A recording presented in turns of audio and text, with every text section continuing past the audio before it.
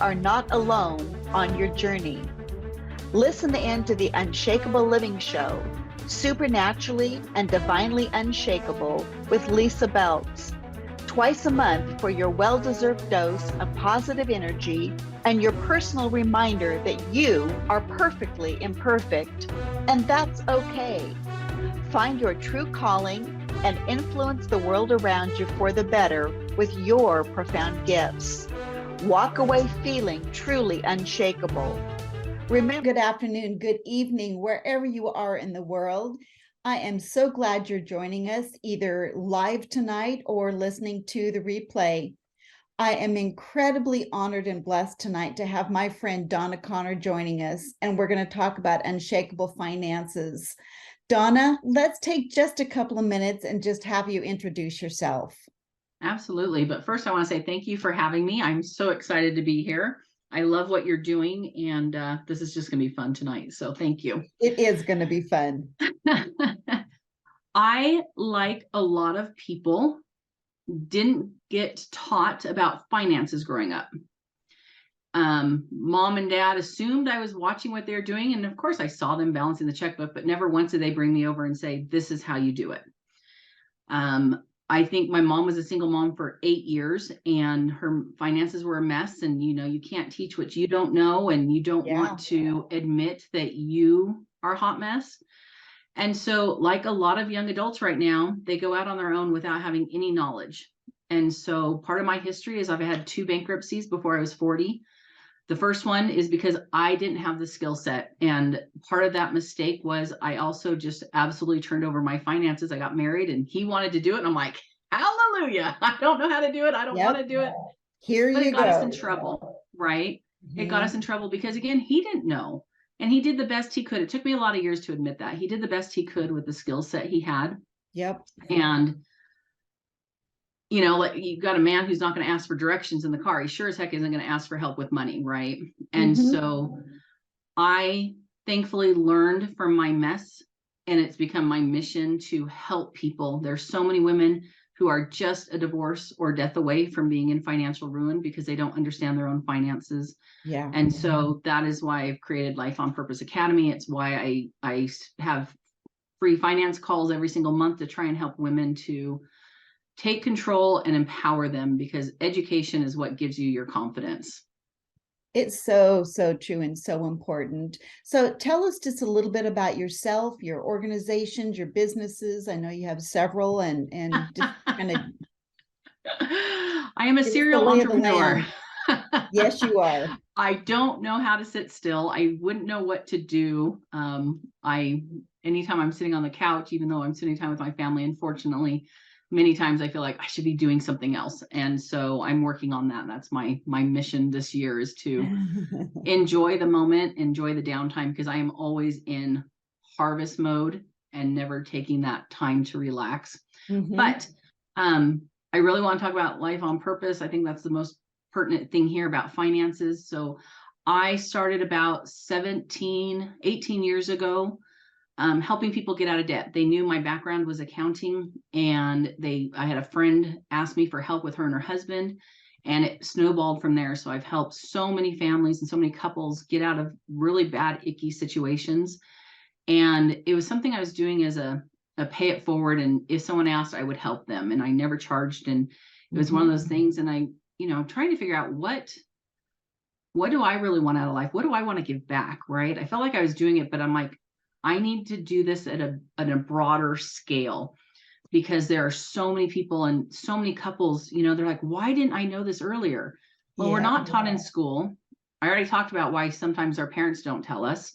Yep. And then, but unfortunately, like, my passion is to help young adults transition into adulthood and have that financial foundation, because had my these clients that I'd worked with had that, their life would be drastically different. And so I do adulting classes every January to help people, seniors especially, get ready to graduate and go out on their own with more confidence. Oh, that's excellent. Like that class, that's everything from hygiene to finances to dating safety.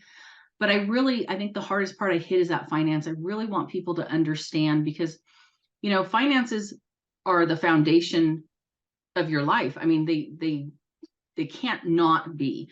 Yep. You know, if you Yes. have financial problems, it doesn't matter how solid your relationship is or your marriage is, you're going to start having problems because of the finances. And if we Yep. can build that foundation and fix it, because if you're building a house, if the foundation is good, you can overcome a lot of issues above ground. But if that Yes. foundation is bad, you can never Yep. recover from it. Yep. And so that's where I really focus and say, let's get this foundation set. Let's figure out where you're at. Let's set some goals, you know, because I don't want to work with people and say, okay, we're going to put you on a budget, because wall comes up, eyes glaze over, nobody cares. I'm in finance and I don't even want to live in a budget some days. Right. But my methodology is to have them set goals together. And when you're working on a goal together, you realize the budget is just a tool Exactly. to get you to the goal and the dream that you want. And that has changed a lot of people and helped them hit goals that they weren't willing to do if it was just a budget where they felt constricted. Yeah. Well, and so you're kind of hitting on a lot of the challenges. And as you were talking about the young people, I thought, you know, how many of us got into our freshman year of college and somebody said, here, have a free credit card. Right? Right? Yes. Right. And so many college students that I know end up racking up 2 and 3 credit cards within their first 2 to 3 years of college. Yeah. And though they get out of school and they start off their jobs in debt. Right. How awful is that? You know, yeah, it is honestly, the worst a little feeling. bit shame on the credit card companies. Oh yeah, they are that's a predatory. whole nother conversation. Yeah, right. Yeah. So you've landed on or spoken to several of the challenges that we have around money. What other challenges do you see in your work? Particularly from a woman's standpoint. Yeah.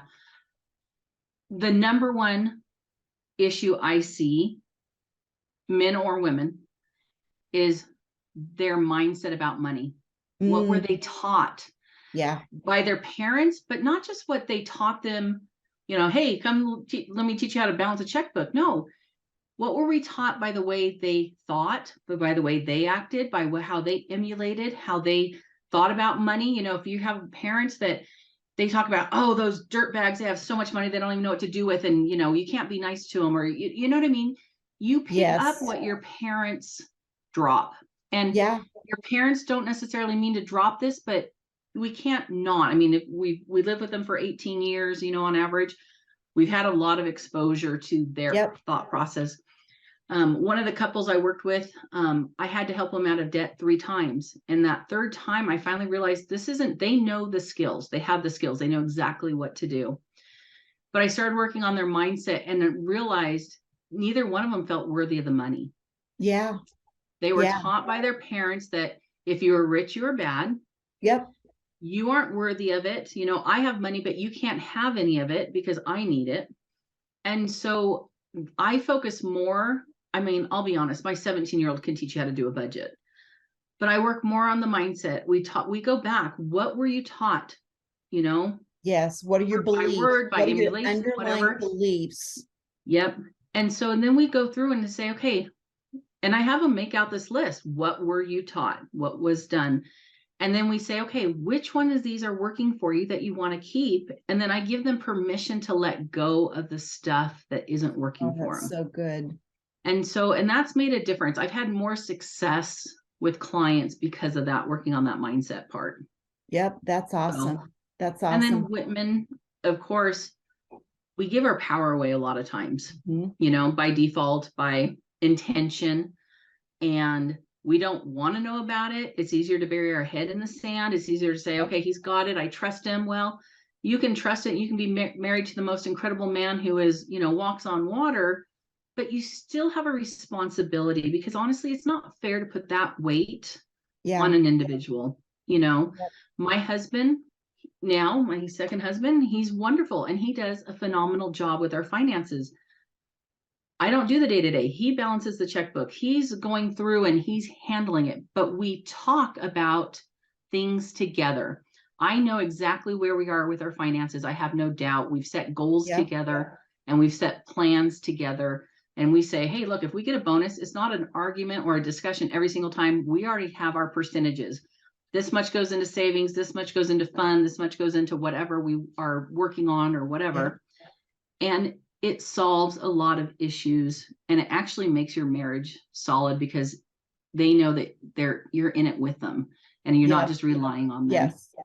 So we're going to go to break here in just a second, but before we do, tell us about your webinar that's coming up on November 15th. Oh, awesome. I have a webinar November 15th. It is focused on women and is teaching them the 5 major mistakes that most women make with money and how to overcome it and how to feel empowered and how to have really good discussions with your spouse and get on the same page and set goals together. Yep. And so they can go out to Life on Purpose Academy, Utah. Oh, wait, that's yeah. So that was okay. That's Facebook. Let's put it. Have them go to Facebook, and it is facebook.com/Life on Purpose Academy Utah. And I have posts on there that are talking about there, and they can click on any of those posts to register. And then I believe we also have the link posted on the episode for the show. So hopefully if they can go to Transformation Talk Radio and find the link there as well. It should be under events. So wonderful. All right, we're going to take a really short break and we'll come back and talk some more with Donna about finances.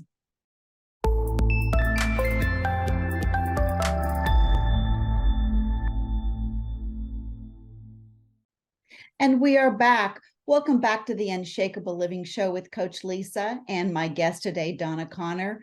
We've been talking about finances and some of the mistakes many of us make and have made with money. And so, Donna, I kind of want to go just a little bit different direction. So let's say that I have not made good choices with my money up to this point in life. How do I decide to change, and what do I do to get started changing? Awesome. Okay. The first thing I tell anybody is they have to stop, take a really deep breath, and give themselves some grace and to forgive themselves and understand that they've done the best they can with the skill set that they have. You've got to let it go. And you've got to realize that I promise you, you are not the only one in this situation.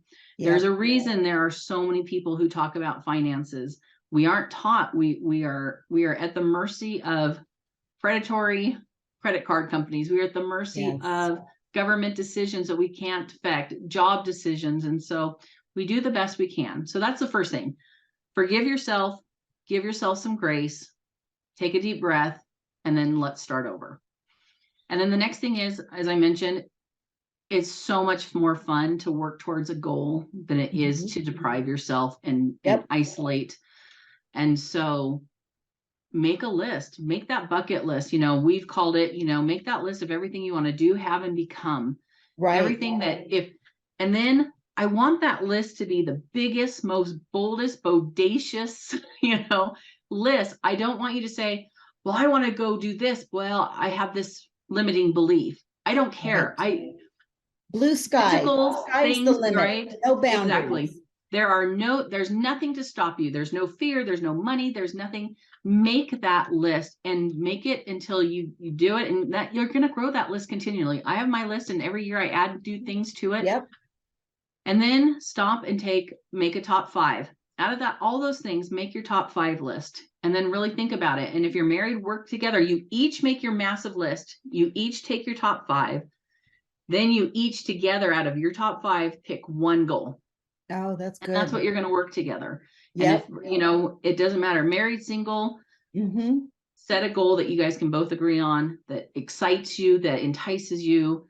Many of us that, we feel like we have a calling, and most, like my goals, a lot of them are around that calling. What do I need to do to serve more people? One of my coaching programs is master or magnify your money. I want to be able to earn this money so I can serve more people. And so what do I need to do, and how can I serve, and what are ways that I can be a good steward of my money? Yep. And then of course, then you've got to go through and probably release a lot of bad things that you've learned, that you picked up, that you've done. Like I said, where you've got to figure out what you were taught, and feel free to let go of the things that aren't working for you. And then it's time to go to the skill set. It's time to create the budget. And it's easier to do when it's like, it's just a tool. It's not scary. It's not intimidating. It's not mean. It's not vicious. Right, right. And And so so like, it's like, do I have to use Excel? Can I just write it down on a piece of paper? I'll tell you what the best tool is. Uh-huh. The absolute number one best tool for your finances is something you're going to use repeatedly. It doesn't matter if you want to write it in a spiral notebook and that does it for you, and you're willing to open it every month, do it. I'm an Excel-aholic. Yeah. I do everything in Excel. I think in documents in spreadsheets. Excel, right? You know me. Yeah. And so I think that way, and I've got it so it's all formula based so that I can click one number and it changes everything for me, and I don't have to erase it, but that works for me. And then there's people that, especially younger generation, everything's on an app. They got an app for that. Yep. Find something. You may have to test 2 or 3 things, or maybe 5 or 6 things until you find something that works. Yep. But find something that motivates you and that you're willing to open up the app, the Excel, Yep. I'm getting nudged to go into more of the mindset. And so not everybody may understand even what we talk about money mindset. And so the funny thing that always comes up for me is the analogy or the reference to Scrooge McDuck, right? How many of us grew up watching Huey, Dewey, and Louie and Donald Duck on Disney? And here is this miser, Scrooge McDuck. Yeah. And the whole tone of that cartoon that we watched as children was that this rich uncle is greedy and a miser, and you don't want to be like him. And so some of it starts off as so innocuous, and it's an unconscious belief. What are some of the unconscious beliefs that you have run across commonly, if there are any common ones, just to help people start going, oh, I have that. Right. Yeah, it's judging others about money. That's the number one thing. If you find yourself in a place of judgment, you need to stop and say, why am I judging this? What belief do I have that I would put this on somebody else? Not feeling worthy, because like that couple got out of debt, but then they were immediately in debt because they didn't know how to live without being in debt. They were almost more comfortable being in debt than they were not. The other thing too is we assume a lot, right? So I know for me, I'm in a really good financial place right now. I make assumptions that other people are judging me, right? I can't have money because they're going to judge me. I can't do this because I'm going to be put down, or, that was the biggest thing for me to overcome is 1, I'm worthy. 2, I'm really not being judged. I think I'm putting more of this on me than what's anybody reality. And 3, if they are, that says more about them than it does about me. That's an internal issue that they need to work out. Yeah. Those are those are the top 3 things.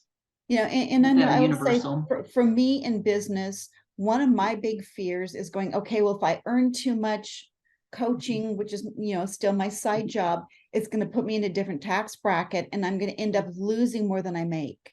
Okay. And so let me tell you. Whole story. Yes, there is a whole story.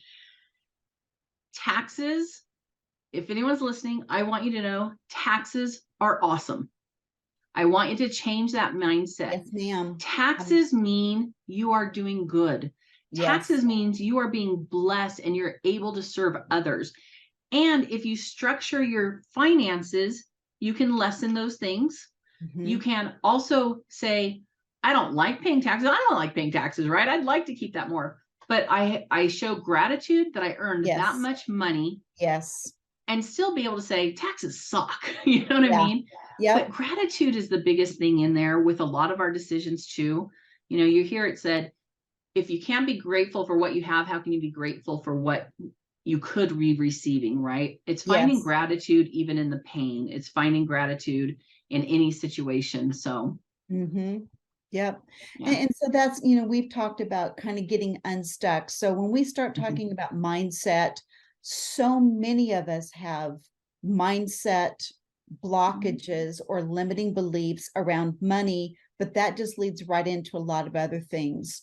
What Yeah. other methods or approaches or tools are you using with your clients to get unstuck in money, but in bigger issues too? Yeah. Gratitude, honestly, is one of my biggest things. I can't tell you, just by showing some gratitude, how much more you can elevate your life in every area, not just finance. It's how you handle things better. If you can be grateful for something and recognize it, you handle it better. You're calmer in situations. You and I talked offline. I recently had my identity stolen, and they took out $90,000 in personal loans. This sucks, but it doesn't have me upset. I know the truth. I'm working with them. It's going to take months, but it is what it is. And because I stay calm in it, I'm able to make better decisions, because we never make good decisions when we're stressed and out of panic. And so we talk about how they react to situations. I kind of do some role playing and say, okay, if this happened, what's your natural reaction? Because that helps me in coaching them too. And as I see what their reactions are, we can say, okay, let's talk about this. Why is your reaction this so strong in this? What is your fear? Write down what you can control. Write down everything about the situation that scares you. Cross off everything you cannot control, and then focus on the things that you can control. And that's a big one. Yep. That's actually in my workbook for my book too. So great minds yet again. Love it. Yeah. So, and again, we do think a lot alike. I just posted a Facebook meme this week that said that gratitude is the key to abundance. So let's talk about abundance, and where I kind of want to wrap up today is thinking about money as a tool, because God's been telling me I am not accumulating money for money's sake. I'm accumulating money so that I can go and do, like you've already said, the things I'm called to do. Correct. So kind of talk to us a little bit about shifting from money being the goal to money being the means to an end. Okay, sure. What Lysa just said.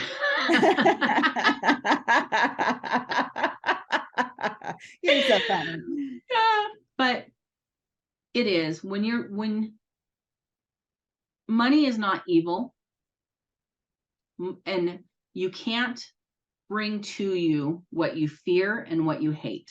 Yep. You can't attract that. I'm not going to go hang out with somebody who I know hates me. So why would money come to me if I hate it, or I'm afraid of it, or I don't really want it, or everything that's in me is screaming, push away. I want it. But all of your actions are saying, I don't want it. Yes. And when you can understand that it is a tool and a method, and money is meant to flow.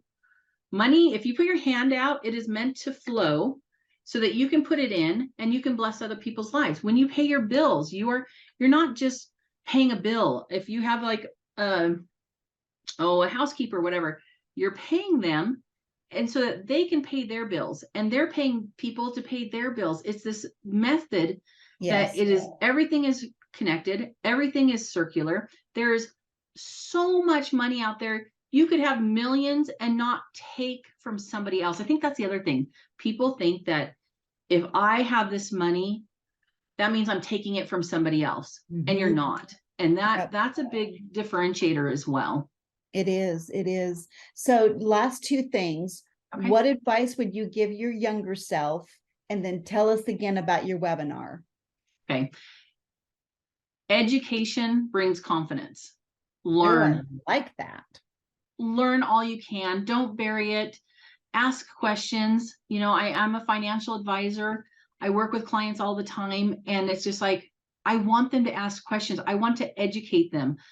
I've been afraid of the stock market because I wasn't educated. Well, now I got educated. Now it doesn't scare me. Do I like it still? Not so much. It's not my go-to thing, but I understand it, and I can teach it, and I can help people.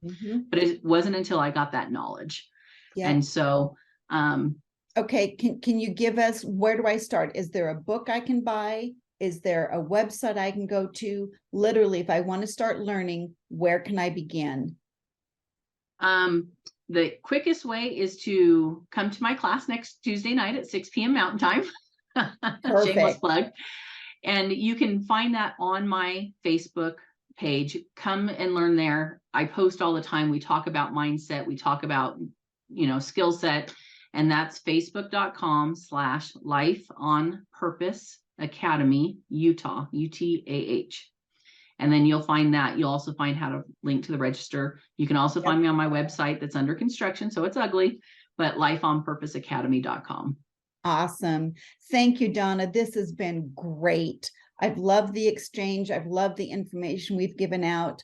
All of the listeners, whether you're live or listen to this in the future, if you have other questions, feel free to email me at Coach Lysa, CoachLysa @lysabeltz.com. Just drop me an email with your questions and we will make sure we get them answered. So Donna, I wish you a great and happy Thanksgiving season with your family, and we will talk again very soon. You've been listening to the Unshakable Living Show, Supernaturally and Divinely Unshakable with Lysa Beltz. Tune in twice a month for your well-deserved dose of positive energy and your personal reminder that you are perfectly imperfect, and that's okay. Find your true calling and influence the world around you for the better with your profound gifts. Walk away feeling truly unshakable. Remember, God can't steer a parked car, so step on the gas now with Lysa and let Him do the rest.